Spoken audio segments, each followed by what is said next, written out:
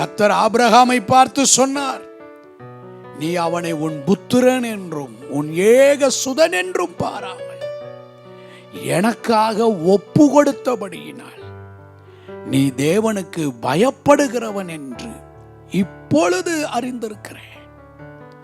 தெய்வ பயம் ஆபிரகாமுக்குள் இருந்து எப்படி வெளிப்பட்டது? அந்த ஒப்பு கொடுத்ததின் மூலமாய், தன்னுடைய புத்திரன் என்றும் ஏகசுதன் என்றும் பாராமல் ஒப்பு கொடுத்ததினால்.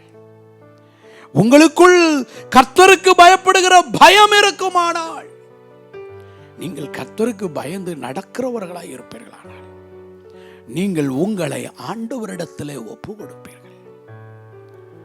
உங்கள் எதிர்காலத்தை ஆண்டவரிடத்திலே ஒப்பு கொடுப்பீர்கள்.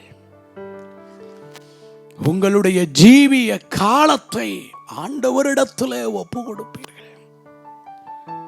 கர்த்தருக்கு பயப்படுகிற பயம் ஒப்பு கொடுப்பதின் மூலமாக, அர்ப்பணிப்பதின் மூலமாக வெளிப்படுகிறது.